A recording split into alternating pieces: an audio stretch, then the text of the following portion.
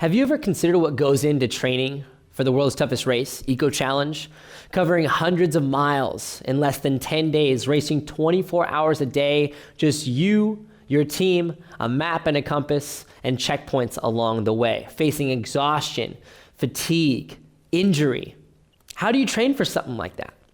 Well, my name is Kobliska. I'm the director of programming here at Gymnazo, and we had the opportunity to train one of Eco Challenge's finishers, Sonja Weick.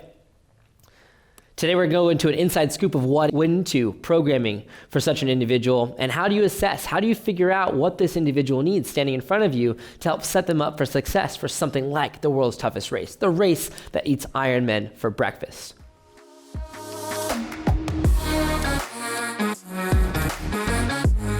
Little background on Sonja. When she came in, she had done quite a bit of Ironman, done long races, a couple dozen miles, 50 miles.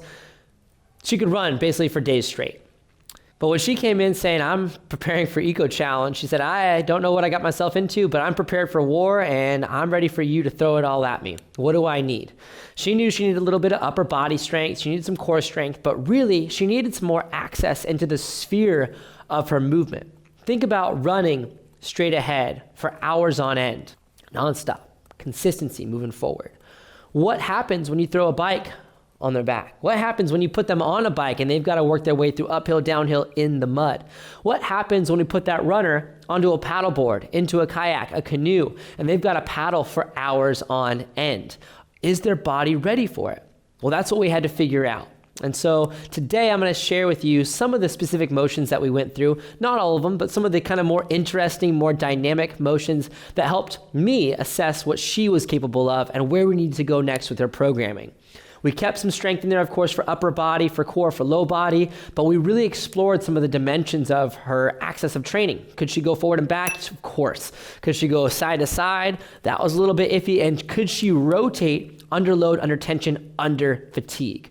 And those are the most important things, because when you're racing for 10 days straight, the conditions are not perfect. So how could we prepare Sonja for imperfect conditions perfectly? Well, we had to expose her to things that would stress her out, things that would piss her off, things that would put her a little off balance and change her breathing, things that tired her out so much and then required better balance and more focus.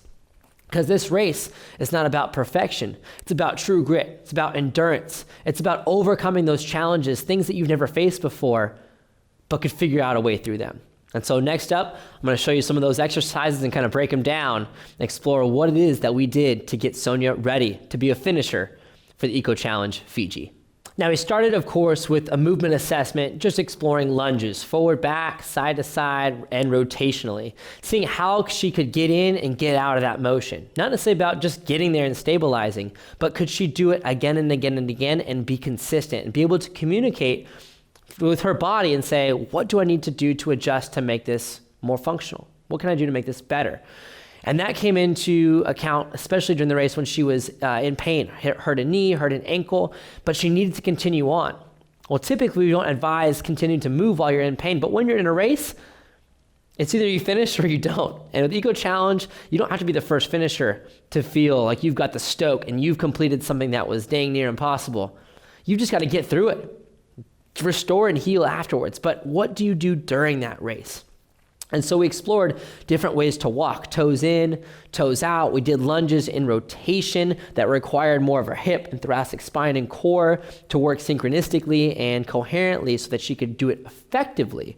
We also did things like kneeling position, supine position, prone position, but put her on a surface that was a little bit more wobbly so that she had to communicate where her center was. If she was biased too much on one side or another, or if she was leaning a certain way, she would end up feeling the fatigue in those areas. And out on the battlefield, out when she's racing, if we're biasing one side too much, our body starts to compensate in ways that are not very effective, not very efficient, unless we have this open communication with our body. So one of these motions was to put her on a wobble board.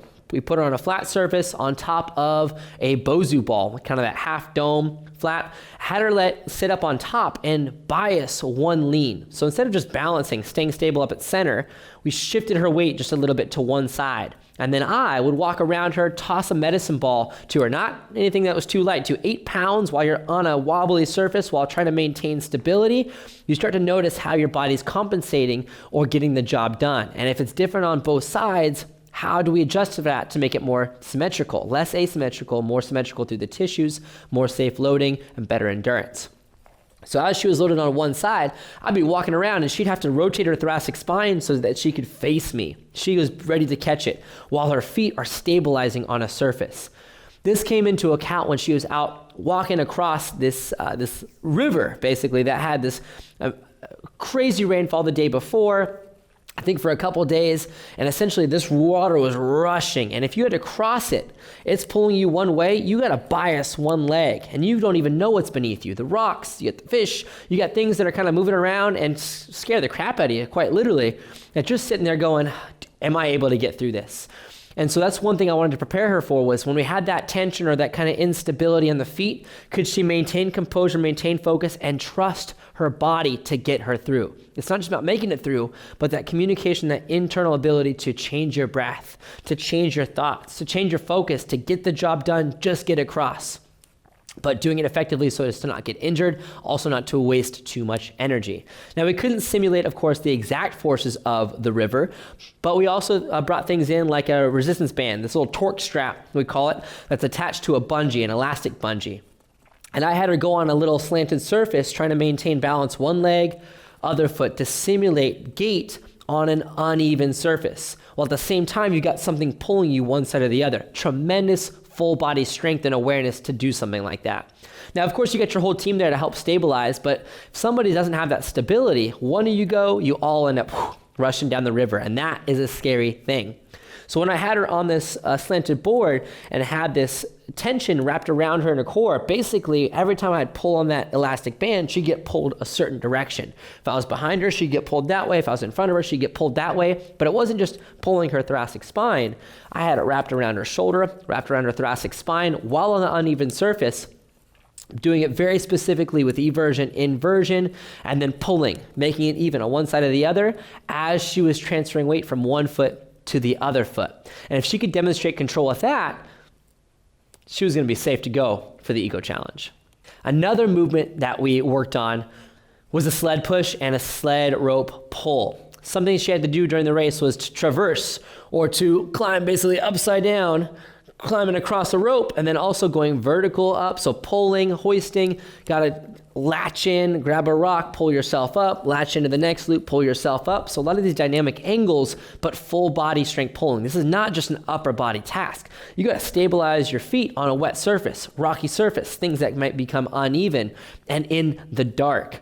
So we got to become very familiar with how our body's moving and adjusting to meet the demands that are being placed on it from the physics and from the environment of where she was at.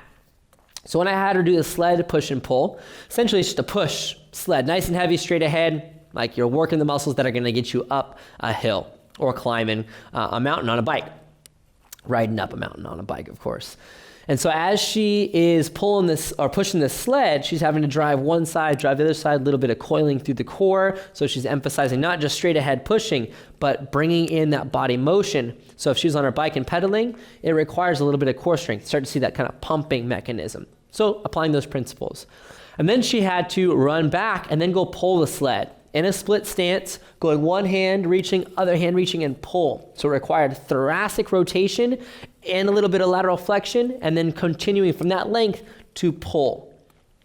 So anything that involved posterior shoulder, mid-back strength, lower lats, pretty much everything she did in this race involved those muscles. We were just building endurance, but also building awareness on how to transition smoothly and more effectively.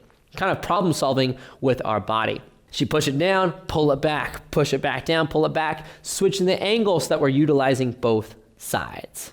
Another tool we used was the pulley system, Kaiser. We attached our little rope handle to it, so it was something a little bit more dynamic, a little bit more flimsy, not super stiff and rigid, but something that also improved grip strength. That's a huge part, was grip strength. Holding on to something while you're under fatigue and while you're freezing is extremely difficult. So the more we could practice it, the better off she was going to be. We had different rotational loads, working the diagonals through her system. So it wasn't necessarily for anything specific in the race, much more so that she could utilize her upper body. How could she sync her motion, not just with her arms pulling, but how could she tilt in such a way, reach to load a posterior lateral core and then coil into that side so that anything that involved one hand reaching, any kind of paddling, any kind of picking something up, lifting a bag up over a wall, up over a tree, up over a cliff, basically preparing her for anything that she'd be facing. We need to have access into these anterior diagonals and posterior diagonals. So a lot of the rotation, great, but with that lateral flexion, created a whole nother dynamic that we exposed a weakness in Sonja. We couldn't go very heavy, we couldn't go very quick, but after a few weeks, you can start to see the awareness grow and shift. And all of a sudden, she's out there crushing it with couple dozen pounds. We got 20, 30 pounds on there, shifting with more reps than she could have ever imagined without that training. Another exercise that exposed one of Sonja's weaknesses, also exposed one of Sonja's most amazing focus points, her ability just to focus in on something she cannot do and figure out a way to get it done, was the almighty ab dolly. It's really just a roller. It's just a flat surface with 4 wheels on the bottom that it's kind of like a really shitty shopping cart. You try to push a shopping cart and one wheel is spinning. If you can't figure out how to straighten it out, it's gonna be a bad trip. So we had her on this ab dolly on her forearms and not only moving forward and back, that was tough enough as it is, walking forward just to push, but then to step backwards and pull, elongating the core, shortening the core, elongating, shortening. We started to build this length and shorten ability in her rib cage and her abdominals that when she was running, she was not utilizing. She was maintaining more this upright posture, putting a lot of stress more so into the low back and hips, which she could run for days, we'll take it. But if we want to be able to make sure we can paddle and then run and then bike and then go paddle some more and then go climb, hike, ride a bike, whatever it may be, we need to make sure that we could target all areas of her core and lengthen them in ways that she had not been exposed to in the past. So after we went forward and back, I had her walking laterally, basically a lateral crawl, down prone, tilt the ab dolly, pull, tilt the ab dolly, pull, or one side pull, other side pull, lengthening the coil and then shortening it back down, making her much stronger with anything that involved that downward force from a lengthened position through her core. That was a fun one to watch because now she picks up that ab dolly, smiles at it and goes, let's go to work.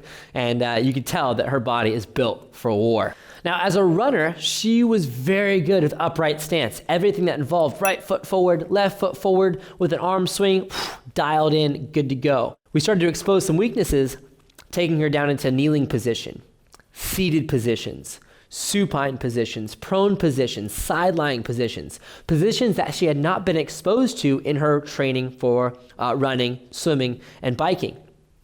As soon as we brought her into those kneeling positions, it's a whole other dynamic load through her system. She now has a little less foot assistance, a little less ankle, a little less knee help, and the hips are a little bit more limited. So as we put her into this pulley system in each of these positions and worked on different swings, reaches, pulls, all these different motions, we started to find out or get a better picture of what was going on in anterior core, lateral core, and rotational core. And we just started to progress the load, started to progress the intensity and the time or the duration of these exercises, and to see Sonja grow from being great upright to also being great kneeling, being great side-lying, and being great prone, all these other positions that she wasn't great at before. Oh, it was amazing. It was like we could see the growth happening in real time, and she could feel the growth happening in real time. It didn't end there. Positions were important, but we needed to also make her breath perfect. I needed her to be aware of where she was while she was in these positions, doing these motions. So as we exposed more motions in these other positions, we started to find a holding of breath or a bracing in the shoulders, basically extra muscle contraction that's going to end up tiring her out in the long run. So as I found these opportunities to say, hey, let's hold this position and just breathe.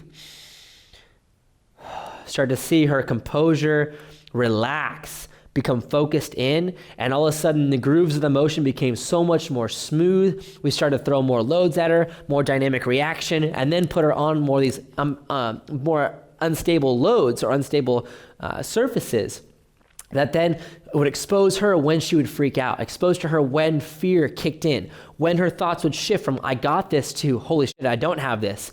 Too much of that in a race, and it's going to end up knocking you down and exhausting you, fatiguing you from the mind through your body. So a great practice we brought in was breathing mechanics, not necessarily making it perfect in and then out on the effort, but being able to change her breath on command and becoming so much more aware of how her body's communicating versus just getting through the race and going hard as possible and not realizing that we're overutilizing our breathing or overutilizing our oxygen. We need to end up relaxing our body, focusing on what the task is in front of us, and then getting that job done.